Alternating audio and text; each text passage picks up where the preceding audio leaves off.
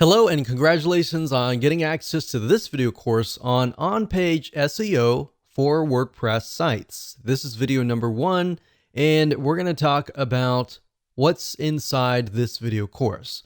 Now, before we do that, and before I give you a quick overview, what I want to do is talk about mindset, because I'm a big believer that if you're in the wrong mindset, then even if you have this video course, even if you try to implement a few things, it's ultimately going to hold you back. And I've seen this time and time again. This specific mindset that I'm about to talk about holds business owners back. And we don't want to see that happen to you. We want to see you succeed as much as possible. Here is the mindset. The mindset is that people make the assumption that every single SEO technique and rule changes rapidly so that what worked 15 years ago doesn't work now. Now, I will say a large majority, yes, it's true that search engine optimization does change rapidly every single month. Now, at the same time, and yes, that is true to a certain extent, but there are basic fundamentals that Google and other search engines look for that still hold true today, that still work today. So let me repeat that. Not everything has changed. It might have changed slightly. But if you get into that mindset of, oh, everything changes, everything that used to work 10 years ago doesn't work now, then you're putting yourself in a dangerous position simply because you will forget the basics. Now, there are a lot of basic fundamental SEO rules, but we're really going to focus on 5 factors, and I'll talk more about that later down the road. So we're going to be focusing on these factors that haven't changed, or if they have changed, they've only changed very, very slightly in the last decade. So make sure that you're not in this mindset, otherwise it will prevent you from actually moving forward. So here's a quick overview of what's inside this video course. Of course, this is video number 1, which is the introduction. Video number 2 is going to be the main focus. So we're going to make sure that you have a clear view of what we're going to talk about. Video number 3, we're going to talk about 5 important factors that you definitely should implement in your WordPress site. Video number 4, we're going to talk about the URL structure, such as what should your domain look like, what should the URL look like, and all of that. Video number 5, we're going to talk about body text structure. Video number 6, we're going to talk about image optimization and basically how to make your images more search engine friendly. Video number 7, we're going to talk about title optimization and how long your titles should be. Video number 8, we'll talk about metadata optimization and how that can affect what text and what information will show up on these search engines. And of course, last but not least, this is sort of a bonus, but in video number 9, I'm going to talk about the top 2 WordPress plugins that we highly recommend that you install. So once you understand these 5 important factors and you've actually implemented them yourself, then you can actually automate things, but automating things doesn't really help you in the long run. It's sort of like a shortcut. Without understanding the basics and the fundamentals, you're actually hurting yourself. You're not really going to know why you're ranking. All right. So here's what you're going to need. You're going to need to have a WordPress site. If you don't have a WordPress site, these fundamentals still hold true as well. But most of what I'm going to be showing you is how to implement these 5 factors into your WordPress site. You're also going to need to have a general idea of what the general keyword is that you want to rank on. And then, of course, you want to have a list of specific keywords related to that general keyword. And the reason why you need to have these in hand is because you're going to use these in your body text, your title text, your metadata text, and even your image alt tag text. So you're also going to need access to content, written text, and or images to create your post. Now, if you don't have all this information right now, that's fine. But you're definitely going to need it eventually. So with that said, let's move on to video number 2. Hello and welcome back. This is video number 2, and in this video we're going to talk about the main focus so that you have a better, clear view of what we're going to talk about in this video course. You see, because on-page SEO is such a broad term that literally covers a lot of areas of your website, both the front end, such as the text, the content, and all of that, and the back end, like sitemaps, the XML sitemap, and all of that. Really, the main focus of this course is to help you make your front end of your WordPress site more SEO friendly. And what that means is we're going to focus specifically on how to make your overall WordPress site structure, your posts, your pages, more search engine friendly. So the goal is that when Google and other search engine robots come to your site, they will know what your site is all about. Now, by robot, what I mean by that is that Google usually will send out computers, which are called bots, and they'll come and scan your website and try to figure out what your site is all about.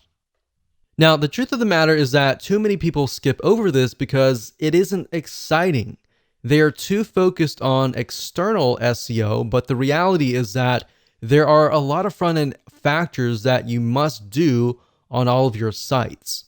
So by skipping out on these fundamental steps and just focusing on things like backlinking, you're really going to miss out on a lot, because when Google comes to your site, if your site is not search engine friendly and you've just got a lot of backlinks, then yes, you do have a lot of votes that your site might be good.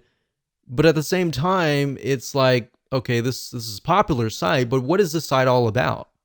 That is the goal of this course.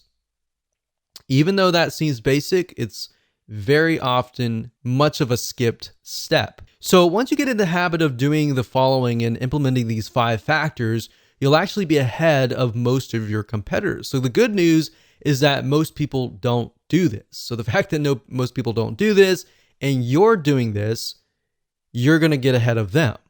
Now, to clarify what this isn't, however, we're not going to focus on backlinking or any external marketing strategies, which is what I talked about earlier. So now that you have a clear idea of what we're going to talk about, let's move on to video number 3 and discuss the 5 important factors that all of your posts, your pages, your content, your text, your URL structures, and everything else should contain.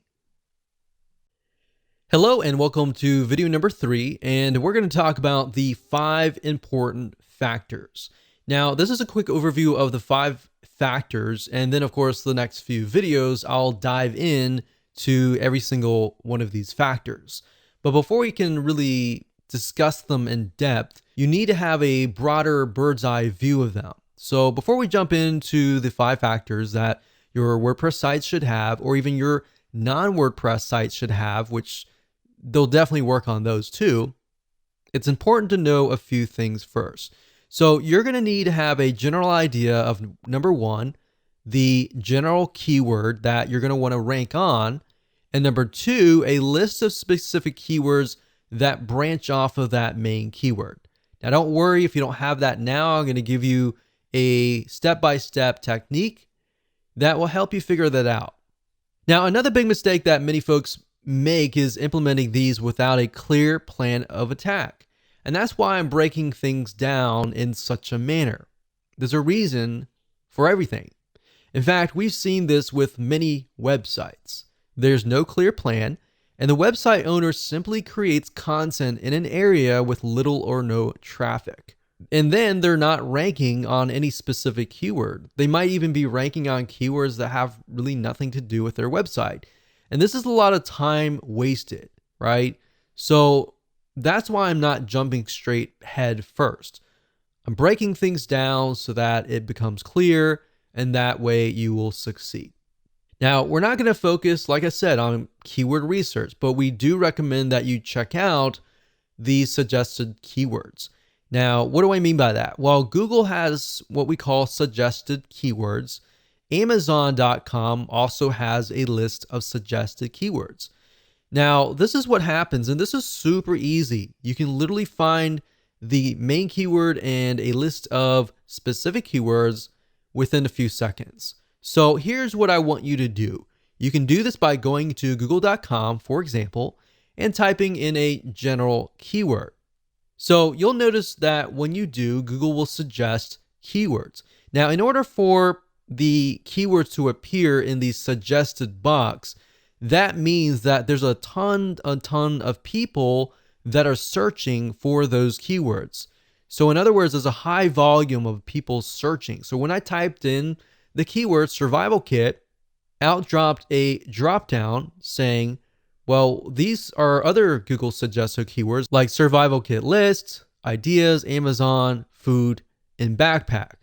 Now, there's another way of doing this. If you type in the keyword and you press enter, then what's going to happen, and you scroll all the way down to the very bottom, you're going to see a list of words.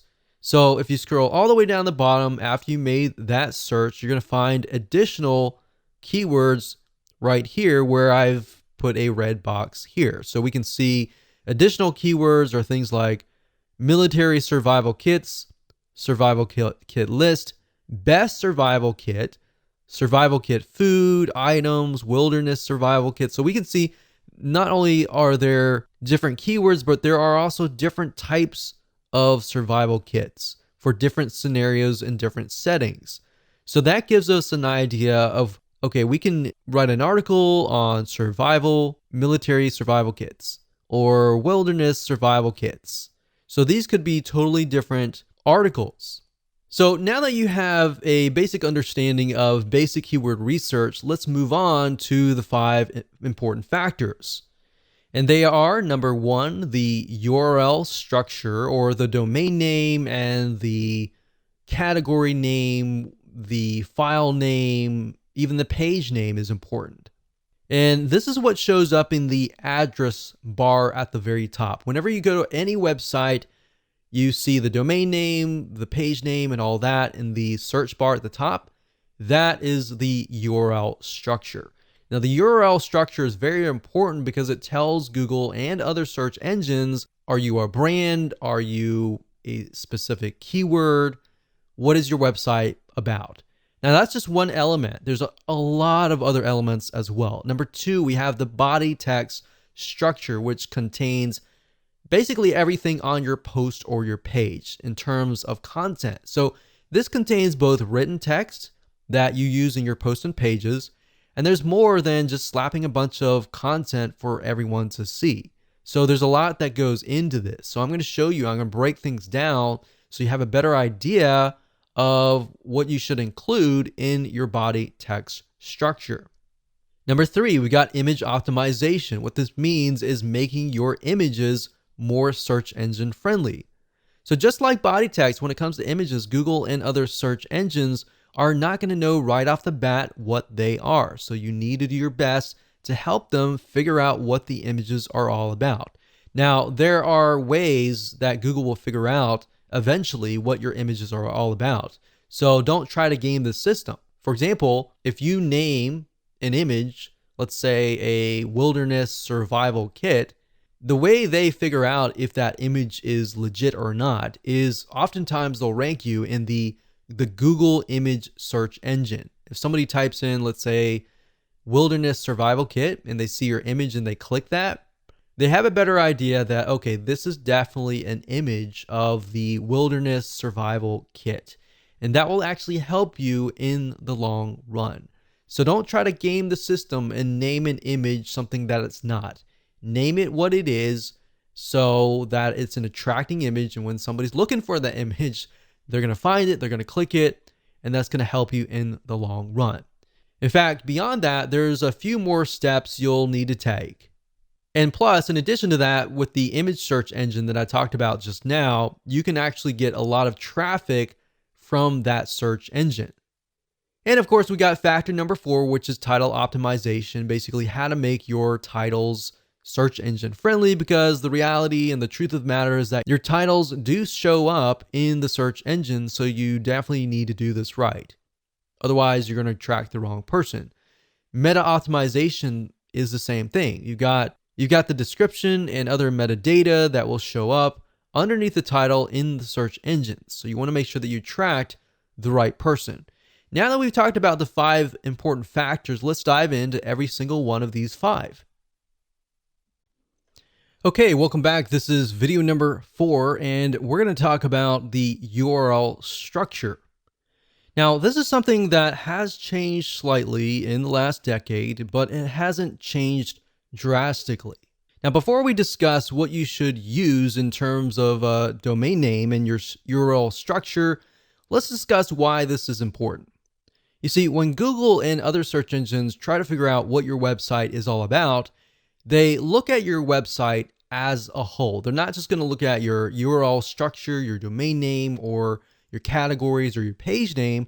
They're going to look at everything as a whole. Plus, in addition to that, they're going to look at how people interact with your content and if that is true. Now, part of that is what appears in the URL. A search engine friendly URL structure can actually go a long way. Not only will it help the search engines figure out what your page is all about, it's also going to help a human visitor understand what the page is what. And that means that keywords still matter, but you have to be careful not to keyword stuff your URLs. And by keyword stuff, what I mean by that is you're putting too many of the same keywords in the same area. In other words, back in the day when Google started, for example, you literally could keyword stuff a page and get ranked really, really quick. But now Google has become much smarter. Their bots and intelligence have become smarter. So that's a big no-no. Don't do that. And I'm going to show you in just a minute why, if you use certain domain names, that can have a drastic impact on that. So let's talk about domain names. So what should you name your domain name? Should you use an exact match domain, meaning that the keyword is in the domain? Or should you use a brand name? Well, there's a big debate that using a keyword in the domain name will actually get you ranked higher. That actually worked back in the day. Sometimes it still works today. And there's really no right or wrong answer. Literally, at the end of the day, we don't know. Nobody knows what Google wants. In fact, what we found now is that there's so many exact match domains and so many people that are using keywords in their domain names that it actually might help and it might not. And that's why you need to make sure that you don't look at one element, but you look at the whole website as a whole. So yeah, that was quite popular maybe 5 years ago, something like this, yourkeyword.com. So maybe scubadivingmasks.com if you were trying to rank on scuba diving masks, or best scuba diving masks, or bestsurvivalkit.com.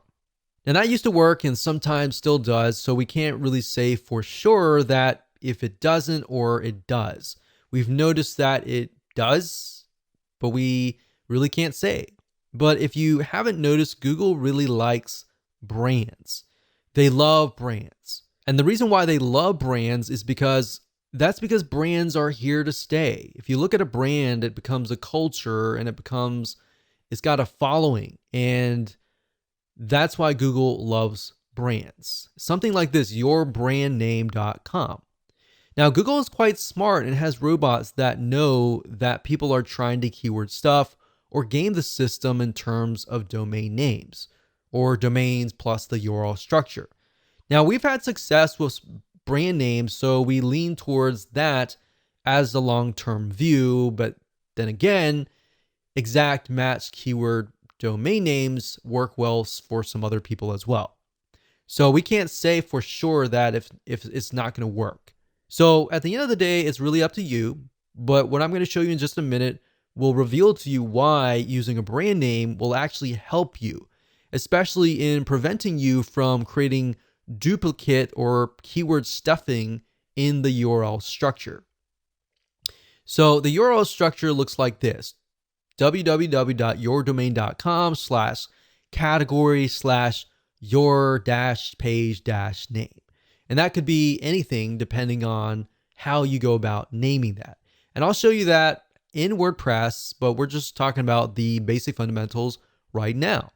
So let's say, for example, that you're trying to rank on red shoes. The problem with naming your domain name redshoes.com is this. Let's say, for example, that you have a category that is red shoes, blue shoes, yellow shoes, brown shoes. But that one category that's red shoes, and you have a product called Big Red Shoes, it ends up looking like this: www.red-shoes.com/red-shoes/big-red-shoes. So you see what I mean here? You've got red shoes, and red shoes 3 times in a row. That's not a good sign, because what that is keyword stuffing. Now, this isn't good because it looks like you're trying to game the system when in reality you might not be. But let's say, for example, that your brand name is Super Fast Feet. And as silly as that sounds, that's something that just came to my mind, and it'll make more sense. And the product name is Big Shoes. Now, I know that's not great, but hold on. It would look something like this: www.superfastfeet.com/red-shoes/big-shoes. So Big Shoes is a type of red shoes, but it belongs to the brand name Super Fast Feet, or the e-commerce store, or the digital store, or the local store. So by doing that, now you see red shoes only shows up once. Now, by using a brand name, you have the potential of selling other things. If you just do redshoes.com, you're stuck with only red shoes, right?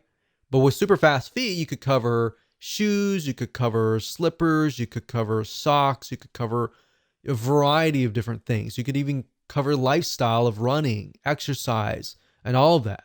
So brands, not only does it help you with your URL structure, but it also helps you diversify and expand what your website could potentially be about. Now, in this case, the word shoes shows up twice, but that's okay. Do you see what I mean here, and why brands actually help you avoid keyword stuffing? Now, another tip is to make sure that your URL is no longer than 90 characters long. Okay, so first things first, go ahead and log into your WordPress site, as you can see here. And then what you want to do is access the permalinks to make sure that your URL structure is search engine friendly. So what you need to do is, to the left-hand side, go to Settings, Permalinks, and then we'll get to here.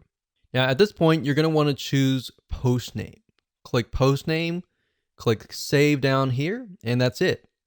So what this is going to do is, every time you create a post in a page, it's going to title the actual post and page and put it in the URL. You see, if you choose a numeric, or if you choose anything like this, then when Google comes to your page, they're not necessarily going to know. They're going to look for the body text, but the URL structure is by no means search engine friendly. So as you can see here, the plain version is just $P=123. As a human being as well, you don't really know what that is, right? So choose post name, click save, and that is the reason. Now, if you go on to a post or a page, so if you go to posts and choose a post or a page, this is what it's going to look like. So when you create a post and page, like for example, right here, this article here that says 10 different places to find credible freelancers online. If you have it here, you want to make sure that that is in your permalink. Permalinked is the URL structure. So we click on edit here. We can see that it says 10 different places to find credible freelancers online.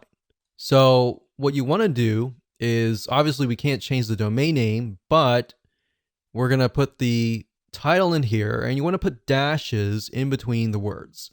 And when you're done, click on OK, click update, and that's it. So that's as easy as it gets in terms of editing the URL structure. Now, of course, you can add them into categories. So if you have a category, let's say in this case, we have freelancers, the category could be freelancing sites. And then you could have maybe 10 different posts on freelancing sites, so that as a human being, you know that we're looking at this and it's under the category of freelancing.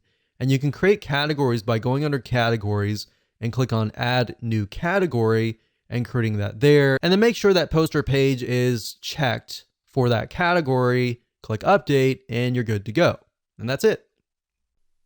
Hello and welcome back. This is video number 5. And in this video, we're going to talk about the body text structure. Basically, what should you put in your content? And as you're writing your posts and your pages, how should you optimize it? So what you write on your blog post and page should be first and foremost, definitely human friendly. And then of course, secondly, search engine friendly.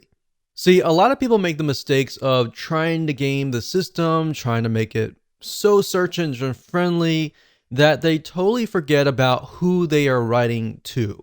Now, Google at the end of the day really cares about bounce rate, and bounce rate, which we'll talk about later down the road, is basically if somebody stays on your page for a long period of time. If they just come to your page and they leave immediately and Google sees that, that's not a good sign. In fact, if they go to Google and they type in, let's say, for example, survival kit, and they go to your page and they don't like what they see, and then of course they go back to Google, Google knows that they just left your page, and that's not a good sign. And that will actually hurt your ranking. So if you merely write for the search engines, you're going to have to deal with the bounce rate, a high bounce rate, a low stick rate. Stick rate meaning how long do they stay or how long do they stick around? And that will have a negative impact on you. So what that means is the longer someone stays on your website, the lower your bounce rate is. So if you keep that in your mind, the word bounce rate, the word stick rate, you will often see those words a lot when it comes to on-page optimization or even search engine optimization in general. So to Google, websites with a lower bounce rate must be good. The fact that people are staying on your page for a longer period of time tells them, okay, this website must be what people are searching for, right? And this is important to Google and other search engines as it also indirectly tells them that your site must have good content. And then they're going to rank you higher. So that's just one of the many, many different factors that you're going to deal with. And that said, let's discuss some elements that you need to have in your body text. You definitely want to stick to one main keyword. And you want to have that main keyword definitely in the title of your page and throughout your page. So that keyword should be the same one in the URL structure for that post or your page. Now I'm going to show you in a minute. If we hop on over to WordPress, you can name it the title, and if everything is set up correctly, the permalink or the URL structure should have that keyword, and that keyword should be spread about. Now, you definitely don't want to make it appear too many times, otherwise that will be seen as keyword stuffing. So it should appear, like I said, in the page in headings 1 and 2, which will be in the body text. And I'll give you an example later down the road when we show it to you live in action. And it should be somewhere in the first paragraph as well. It should be bold or italicized. Now, don't overdo it. There are actually ways to get around doing this and make it look natural. You got to remember, you're writing first and foremost for the human being first.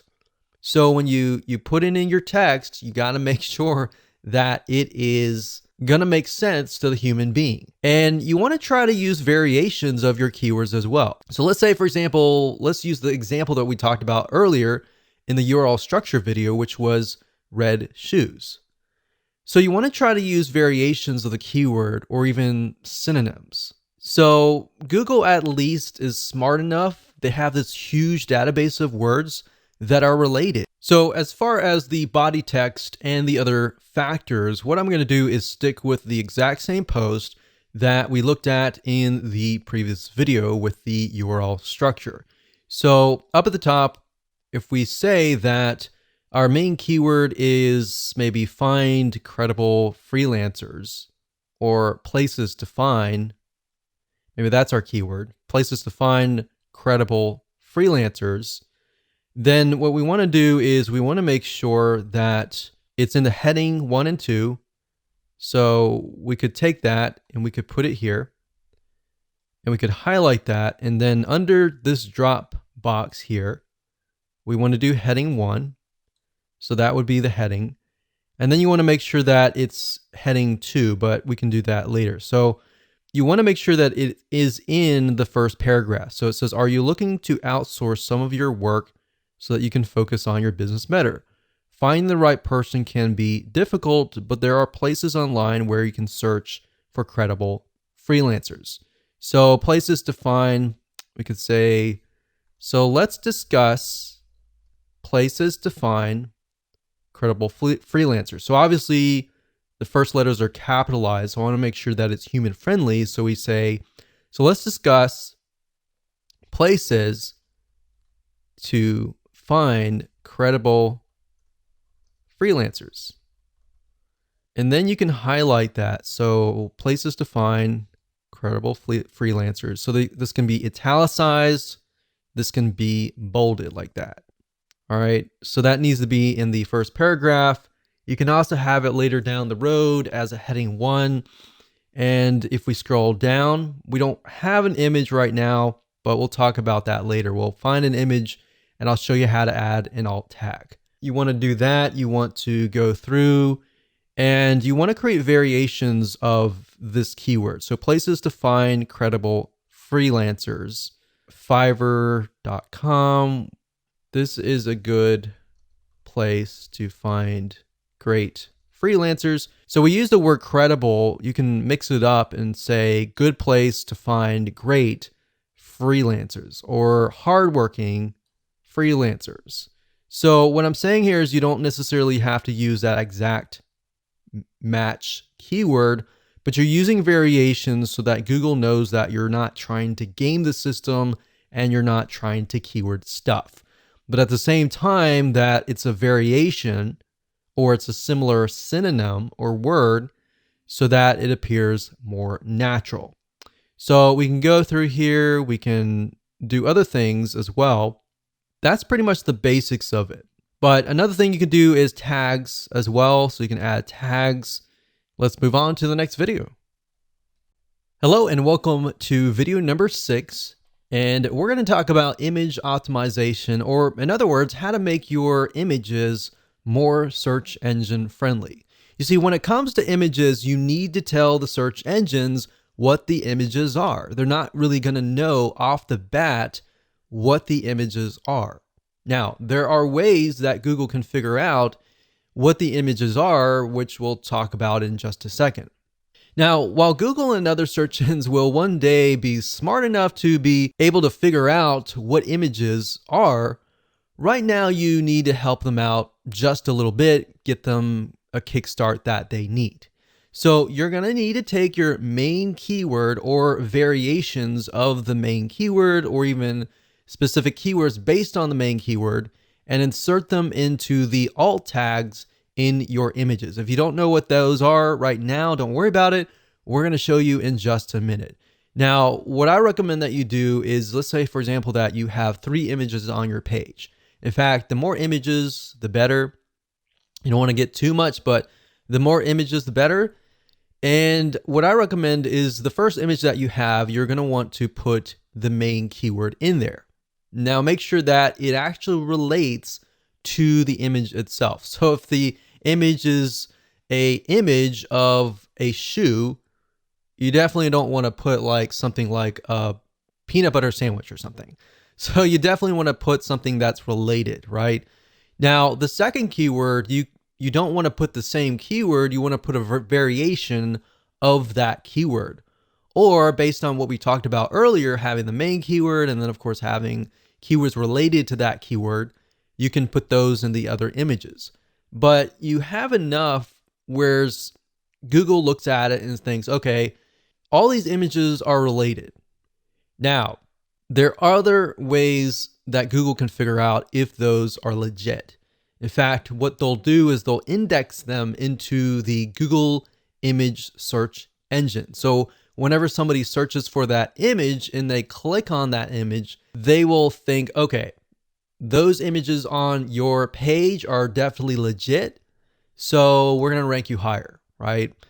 So that is why making sure that your keywords and your images fit and they're accurate enough, but you don't want to overdo it in any other area. But 1 or 2 should be good, 3 or 4 should be fine, but you definitely don't want to overdo it. Now, like I said, more images with variations of the keyword are even better. So if we are focusing specifically on red shoes as the post, maybe the specific brand name of shoes, you might want to put the brand name. You might want to put like the brand name plus red shoes. You might want to put shoes red or red, something that's a synonym of shoes. So to make more sense, let me show you what you need to do, and I'll give you some more tips along the way. Okay, so adding images and making them search engine friendly is actually very easy to do. But first things first, you'll need to find an image if you don't already have one. So starting where we left off in the previous video, we don't have any images here, but let's just go ahead and add one. So I'm going to add one somewhere in the beginning. So we could add an image, let's say here. Now I want to say we do have an image, like a featured image down here. But what we're talking about are images within the actual body text. So let's go ahead and click on Add Media here. And these are our existing images right here, but we can also upload a file here as well. So let's try to find something that relates to freelancers. So let's do that here. Let's click that. So right here it says title, caption, alt text, and description.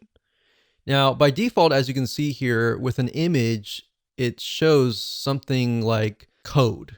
It doesn't look natural. It doesn't tell a human being what it is, and it doesn't tell Google what it is. Now, beyond just some basic optimization, you have to realize that if somebody is disabled and somebody is listening to some sort of software that speaks out loud what the images are on the page, then this is actually going to help you reach those people. So keep that in mind as well. And by making it friendly to all sorts of people, you'll get an extra vote with Google in that sense as well. So let's say, for example, that this is something to do with places to find credible freelancers. So all you need to do is simply put that in the alt text. Now, for the title, you want to do something similar. You can do top 10 places to find credible freelancers. Now, bear in mind that these images might show up in the Google image search engine. And if they do, this information will show up. So if somebody is utilizing the image search engine, which a lot of people do, then they're going to see that. And if your competitors are merely just uploading the images and they're not optimizing it for the alt tags and the titles and the descriptions and all that, you're going to be one step ahead. All right. So caption can be, this image shows a screenshot of the top 10. So we could do a variation of 10. So 10 as in TEN places to find great freelancers. So you want to mix and match and keep it different so that it doesn't look like you're keyword stuffing. And then of course you can put the description here. So when you're ready, click on Insert into Post, and there we go. Now you can always edit that later. If you click on the image here and click on Edit, you can always edit the alternative text. So the alt text, you definitely want that keyword in there. You could put the keyword in here in the captions as well if you want to. So we're going to click on X because I didn't do any updates. And of course you can add other images as well throughout the page, but make sure first and foremost, it is human friendly. And then based on that, you can create variations of the keyword. And of course, when you're ready, go ahead and click update. Hello and welcome to video number 7. Let's jump right in. So we're going to talk about title optimization. So this is extremely important because it's often the first thing that people will see as they are searching the internet. So if you imagine you go to google.com and you type in a keyword, whatever that is, and you're going to see the titles and then you're going to see the descriptions of each and every single website, or with YouTube, you're going to see the titles, the descriptions, and of course the image. So based on the media in general, they're all going to have titles. So having the right titles is important. So like I said, this is really extremely important because that's the first thing that they're going to see. And you're going to want to make sure that you're ranking on the keyword that is in the title.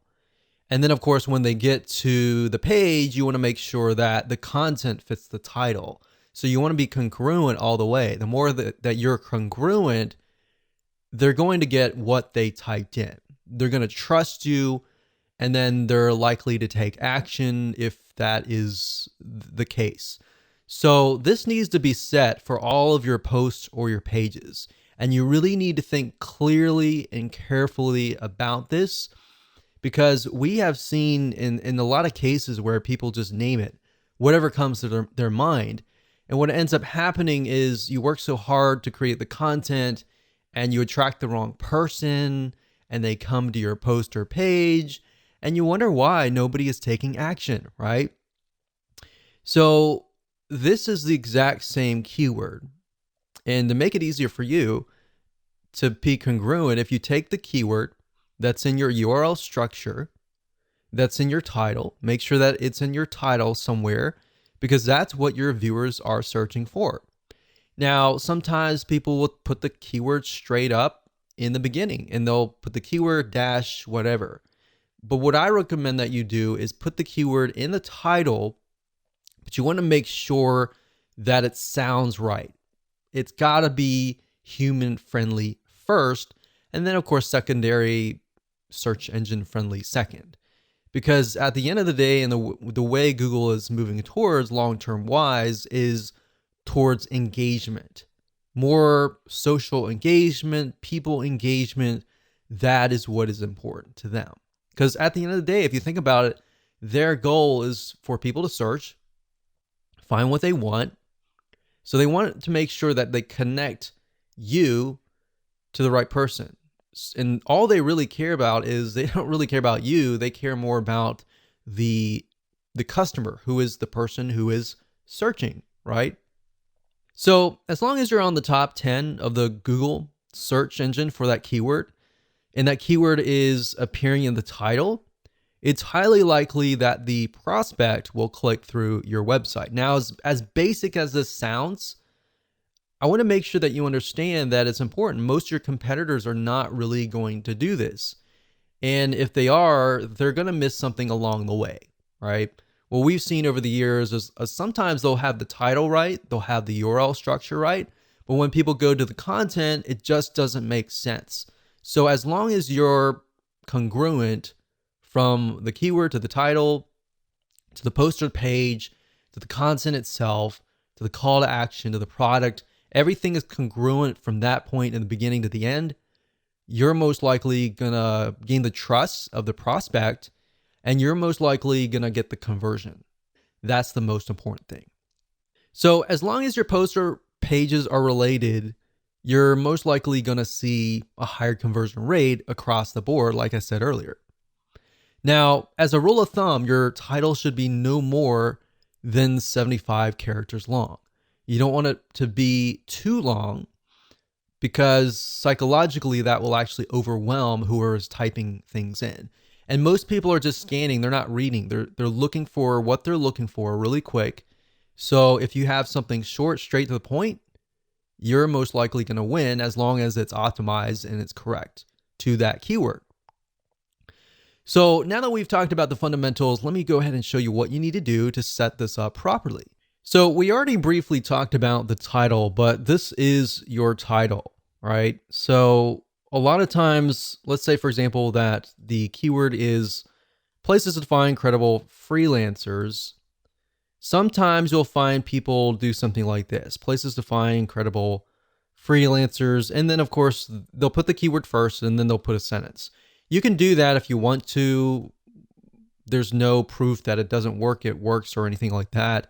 But you definitely want to make sure that it is human friendly first and foremost. So in this case, ours is 10 different places to find credible freelancers online. Or we could do something like top 10 places to find credible freelancers. Now, whatever you do, if you change the title here, make sure that it's changed right here as well. So if we do that and we go back over here, we just copy that in, but we need to make sure that there are dashes in between the words.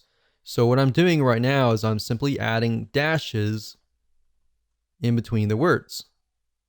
So there we go. We click OK, and that's it. So the title is crucial. Now, I'll show you later down the road where you can use 2 WordPress plugins, which you can add more data like the metadata, the description data, and all of that. But for now, by default, if you don't have those WordPress plugins, what the search engine will often do is they'll grab the title. So we'll click update, and that's it. Hello and welcome to video number 7. Let's jump right in. So we're going to talk about title optimization. So this is extremely important because it's often the first thing that people will see as they are searching the internet. So if you imagine you go to google.com and you type in a keyword, whatever that is, and you're going to see the titles and then you're going to see the descriptions of each and every single website, or with YouTube, you're going to see the titles, the descriptions, and of course the image. So based on the media in general, they're all going to have titles. So having the right titles is important. So like I said, this is really extremely important because that's the first thing that they're going to see. And you're going to want to make sure that you're ranking on the keyword that is in the title. And then of course, when they get to the page, you want to make sure that the content fits the title.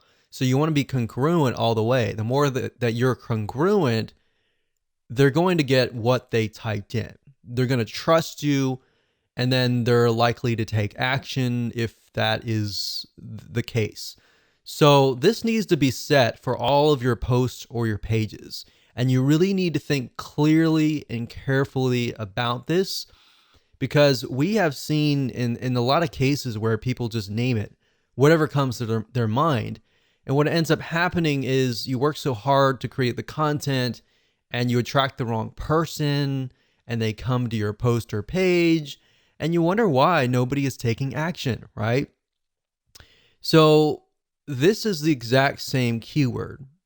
And to make it easier for you to be congruent, if you take the keyword that's in your URL structure, that's in your title, make sure that it's in your title somewhere, because that's what your viewers are searching for. Now, sometimes people will put the keyword straight up in the beginning and they'll put the keyword dash whatever. But what I recommend that you do is put the keyword in the title, but you want to make sure that it sounds right. It's got to be human friendly first, and then of course secondary search engine friendly second. Because at the end of the day, and the way Google is moving towards long-term wise is towards engagement, more social engagement, people engagement. That is what is important to them. Because at the end of the day, if you think about it, their goal is for people to search, find what they want. So they want to make sure that they connect you to the right person. And all they really care about is they don't really care about you. They care more about the customer, who is the person who is searching, right? So as long as you're on the top 10 of the Google search engine for that keyword, and that keyword is appearing in the title, it's highly likely that the prospect will click through your website. Now, as basic as this sounds, I want to make sure that you understand that it's important. Most of your competitors are not really going to do this. And if they are, they're going to miss something along the way, right? What we've seen over the years is sometimes they'll have the title right, they'll have the URL structure right, but when people go to the content, it just doesn't make sense. So as long as you're congruent from the keyword to the title, to the poster page, to the content itself, to the call to action, to the product, everything is congruent from that point in the beginning to the end, you're most likely gonna gain the trust of the prospect, and you're most likely gonna get the conversion. That's the most important thing. So as long as your poster pages are related, you're most likely gonna see a higher conversion rate across the board, like I said earlier. Now, as a rule of thumb, your title should be no more than 75 characters long. You don't want it to be too long because psychologically that will actually overwhelm whoever is typing things in. And most people are just scanning, they're not reading. They're looking for what they're looking for really quick. So if you have something short, straight to the point, you're most likely going to win as long as it's optimized and it's correct to that keyword. So now that we've talked about the fundamentals, let me go ahead and show you what you need to do to set this up properly. So we already briefly talked about the title, but this is your title, right? So a lot of times, let's say for example, that the keyword is places to find credible freelancers. Sometimes you'll find people do something like this, places to find credible freelancers. And then of course, they'll put the keyword first and then they'll put a sentence. You can do that if you want to. There's no proof that it doesn't work, it works or anything like that. But you definitely want to make sure that it is human friendly first and foremost. So in this case, ours is 10 different places to find credible freelancers online. Or we could do something like top 10 places to find credible freelancers. Now, whatever you do, if you change the title here, make sure that it's changed right here as well. So if we do that and we go back over here, we just copy that in, but we need to make sure that there are dashes in between the words. So what I'm doing right now is I'm simply adding dashes in between the words. So there we go, we click OK, and that's it. So the title is crucial. Now I'll show you later down the road where you can use 2 WordPress plugins, which you can add more data like the metadata, the description data, and all of that. But for now, by default, if you don't have those WordPress plugins, what the search engine will often do is they'll grab the title. So we'll click update and that's it. Okay, so this is video number 8, and we're gonna dive straight in and talk about meta optimization. So this is the description that is going to show up on the search engines. So just like the title optimization video beforehand, this is what people are going to see in this search engine when they search the internet for a specific keyword. So in other words, it's the description beneath the title, and you're going to need to make sure that this is set up both in your posts and your pages. And this needs to be no more than 160 characters long. So let me show you what you need to do. Okay, so we briefly talked about this before, but I'm just going to do a recap here. So we talked about the meta description being important. So for images, like I showed you with the image optimization, that's why the description is crucial, because if they're appearing in the image search engine, it will actually appear with that description and that title. Now, if you don't have a WordPress plugin that is installed, it's typically going to grab this as a title, and then the description usually is the beginning paragraph. So for congruency's sake, you want to make sure that that's why the keyword needs to be in the title, the first headline here, and the description. And you usually want to try to put the keywords down here, but you don't want to put it too much. Sometimes it will look at how many words you have compared to how many keywords that you have. If you have too many keywords, you're going to want to add more text. If you have more keywords, you definitely want to add more images as well. So the more images, the more text that aren't really that specific keyword, the better. So by default, like I said, it's going to grab this as a description, but then as you have the WordPress plugins that we'll talk about later, you'll have the opportunity to add more metadata, which I'll show you later on. But this is sort of a video that's sort of a preliminary to discuss why the metadata is actually still used. Hello and welcome to video number 9, and congratulations, first and foremost, you've reached the end of this video course. And this is kind of a bonus because we talked about how to manually optimize your WordPress site. Now we're going to talk about how to automate the process. Now, the reason why I didn't jump straight into this was simply because you need to understand why things are important, what elements you need to have on your pages to make it important. Because yeah, you can use this system to automate it, but the two plugins that I'm going to talk about, some of them will actually automate certain processes like the URL structure. But at the same time, knowing how things work and why certain things are important is more important at the end of the day, because you're going to understand how to implement these factors. So now let's talk about the two plugins. With these two WordPress plugins, you can literally boost your on-page optimization on just their free levels. So they both have a free version and they both have a paid version. Now, two of these are very common. The first one, you'll most likely maybe already be using it. The second one is not so popular, but they actually work hand in hand. So let me go ahead and show you these plugins and why they are both important. So the two plugins are first Yoast SEO, that's YOAST.com. And if you go here, you can get a better idea of what it's all about. But this is one of the most popular SEO plugins, and this will actually help you optimize your site automatically. So now that you understand the basics, the title, the description on all of that, a lot of times what Yoast will do is if you just create a title and you put that in the title of the WordPress post or page, you click update, it'll automatically fill in the permalink or the URL structure. So, and it'll fill out other data as well as you begin to create your post and your page. Now that's the free version. The paid version actually takes it one step further and does a lot more. Now I'm not going to cover all that in this particular video because you can go here, you can check it out for yourself. Now, if you want to figure out how to install it, it's very easy. All you have to do is go to your WordPress site here and go to add plugins under plugins, type in the word Yoast, and you'll see it right here. The second plugin is called SEO Squirrely, as you can see here.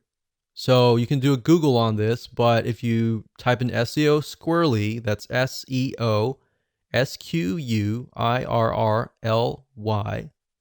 And if you go here, then you can actually download the plugin, and there's a free version, which is, in my opinion, we've tested it out, and the free version is really, really good. And what SEO Squirrely focuses on is schema. And schema is necessary because that's the way of the future. And it tells search engines what your site is all about and more information than that. But the short answer is it just helps optimize your site in a much better way. And now when you go to SEO Squirrely, it'll say, you know, our plugin is better than Yoast. And then of course, Yoast, sometimes you might see an article out there. I haven't seen one, but I'm sure there's a comparison, and you'll see that they're going against each other. But at the same time, you can either do Yoast or you can do SEO Squirrely. Now, what we've found is SEO Squirrely focuses on schema, like I said, and schema is just a way to make your site appear in the search engines where people will click on your link. So if you've seen, for example, the ratings, the 5-star ratings that appear in the search engine, that is based on schema. And there's a lot of other different little elements where if you've got on your page like images and videos and all that, SEO Squirrely will automatically optimize those media types on your page. And we found that we've actually tested this one and Yoast together, and they actually work hand in hand. Now, they can run into each other based on like the title and the meta description and all that, and they can conflict in that realm. But at the end of the day, you kind of need to just pick and choose which one you want to go with and just go with one. So Yoast, I can tell you, will pretty much do everything that we talked about. SEO Squirrely as well. They typically are focused on different areas. So my take on that is just install them both and just see what happens and use them both and go from there.